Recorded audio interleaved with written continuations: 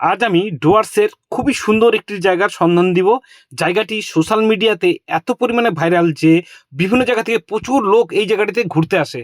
জায়গাটির নাম হলো চালতাবন। আর চালতাবনের ডিস্টেন্স শিলিগুড়ি থেকে প্রায় 40 কিলোমিটার।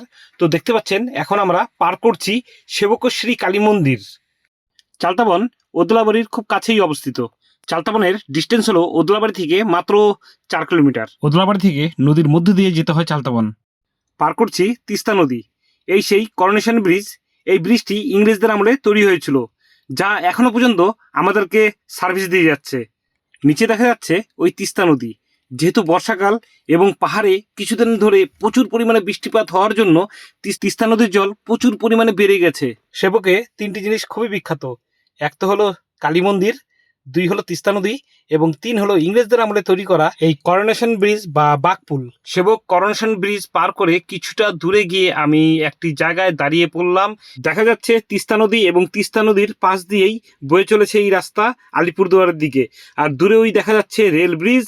আর দেখতে পাচ্ছেন যেহেতু পাহাড়ে প্রচুর পরিমাণে বৃষ্টিপাত হয়েছে, তার জন্য তিস্তা নদী ফুলে ফেপে উঠেছে। বর্ষাকালে মাঝে মাঝেই তিস্তা নদী ভয়ঙ্কর রূপ ধারণ করে। ওদলাবাড়ির খুব কাছাকাছি চলে আসছি। দেখতে পাচ্ছেন ডুয়ার্সের রাস্তা, কত সুন্দর রাস্তা, চারিদিকে সবুজ আর মাঝখান দিয়ে বয়ে চলেছে এই রাস্তা। উত্তরবঙ্গের ডুয়ার্স খুবই সুন্দর। যে একবার এই ডুয়ার্সে ঘুরতে আসবে সে বারবার এই ডুয়ার্সের সৌন্দর্য টানে অবশ্যই আরও একবার ঘুরতে আসবে। আমার তো ডুয়ার্স খুবই ভালো লাগে, যার জন্য আমি মাঝে মাঝেই এই ডুয়ার্সের সৌন্দর্য উপভোগ করার জন্য বেরিয়ে পড়ি।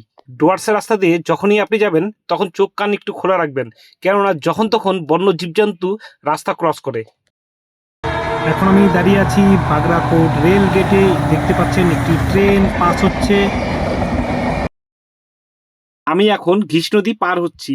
ঘিস নদী এইভাবে পার হয়ে যেতে হবে চালতাবনে। গত 2-3 দিন আগে পাহাড়ে ভালোই বৃষ্টিপাত হয়েছিল, যার জন্য ঘিস নদীর জল প্রচুর পরিমাণে বেড়ে গিয়েছিল।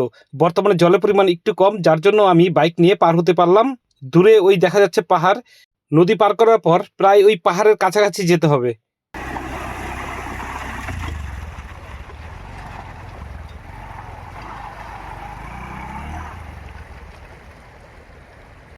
গাড়ি নিয়ে এই নদী তো পার করা একদমই অসম্ভব, তাই আমি বাইক নিয়ে নিলাম আর বাইক নিয়ে আমি পার করলাম ঘিস নদী। নদীর মধ্যে দিয়েই আমি চলেছি চালতাবনের দিকে। চালতাবন এখান থেকে আর মাত্র 2 কিলোমিটার। তো দেখতে পাচ্ছেন এই যে নদীর যে বাঁধ, এই বাঁধের উপর দিয়ে আমি চলেছি চালতাবনের দিকে। ডুয়ার্সের খুবই সুন্দর একটি জায়গা। বর্তমানে এই জায়গাটি প্রচুর পরিমাণে ভাইরাল। বিভিন্ন জায়গা থেকে এই চালতাবন দেখতে প্রচুর লোক ভিড় জমায়, কিন্তু দুঃখের কথা হলো এই চালতাবনে কিন্তু এখন আর প্রবেশ করতে দেয় না। জায়গাটি সম্পূর্ণভাবে নিষিদ্ধ।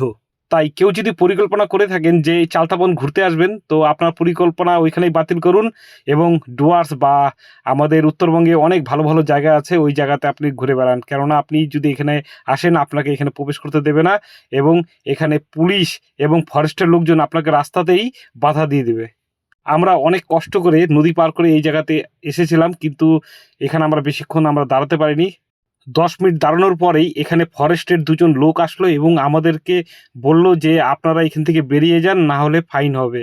তো যাই হোক, প্রথমে ওনারা এসে আমাদের একটু গরম দেখালো, কিন্তু পরে আমাদের সাথে ভালোভাবে কথা বললো। ওদলাবাড়িতে তো প্রচুরবার এসেছি, কিন্তু এই জায়গাটি অর্থাৎ এই চালতাবনে আমি প্রথম এসেছি এবং এসে আমার এত ভালো লাগলো। জায়গাটি সত্যি খুবই সুন্দর। এখানেও কিন্তু বন্য জীবজন্তুর আনাগোনা লেগে থাকে। আমি এসে বেশ কতগুলি ময়ূর দেখতে পেয়েছিলাম। ময়ূর তো এখানে প্রায় সবসময় দেখতে পাওয়া যায়, আর মাঝে মধ্যে এখানে হাতির দলও চলে আসে। কিছুদিন আগেই এখানে আশিকি 3 মুভির শুটিং হয়েছিল।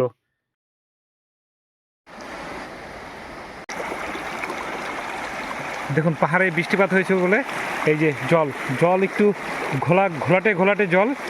আর বৃষ্টিপাত যখন 3-4 দিন বন্ধ থাকে তখন এই নদীর জল পরিষ্কার হয়ে যায়।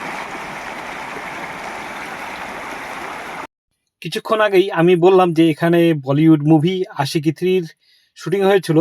তো এখানে কিন্তু বেশ কয়েকদিন থেকে প্রচুর পরিমাণে লোক এখানে আসছিল, এই জায়গার সৌন্দর্য উপভোগ করছিল এবং এখানে পিকনিক করতো।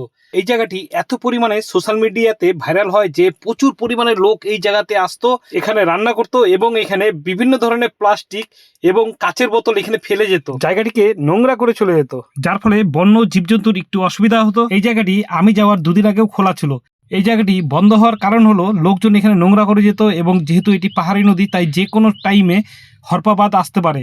আর একটু আগে বললাম যে হাতির আনাগোনা এখানে লেগে থাকে, তাই হাতির আক্রমণ যে কোনো মুহূর্তে হতে পারে, যার জন্য এই জায়গাটি সম্পূর্ণভাবে বন্ধ করে দেওয়া হয়েছে। আর আরেকটা কথা বলে রাখি, যেহেতু বর্ষাকাল, নদীতে প্রচুর পরিমাণে জল, তাই আপনি তো এখানে 4 হুইলার নিয়ে কোনোভাবেই আসতে পারবেন না। একমাত্র উপায় হলো হেঁটে আসা। কেউ যদি মনস্থির করে থাকেন যে এই জায়গাটিতে আসবেন, তো অবশ্যই এখন আর আসতে পারবেন না, কেননা আপনাকে ফরেস্টের লোক এবং পুলিশ এখানে বাধা দিবে, এখানে আসতে দিবে না। আর নদীতে এত জল যে আপনি এখানে আসতেই পারবেন না। তাই যাই হোক, আপনি ওয়েট করুন, ধৈর্য ধরুন, যে জল যখন কমবে তখন আপনি অবশ্যই এই জায়গাতে আসার চেষ্টা করুন। হয়তো আপনি সাকসেস হয়েও যেতে পারেন। তবে আমি বলবো, ভ্রমণ পিপাসু মানুষের অবশ্যই এই জায়গায় একবার হলেও আসা উচিত, কেননা দেখতে পাচ্ছেন জায়গাটি কত সুন্দর, আর দেখতে পাচ্ছেন যে গাছের গোড়া দিয়ে বয়ে চলেছে নদী, খুবই সুন্দর। আমার তো খুবই সুন্দর লেগেছে। আর যদি ভাগ্য সহায় হয়, তাহলে আপনি তো এখানে এলে ময়ূর তো দেখতেই পাবেন এবং হাতিও দেখতে পেতে পারেন।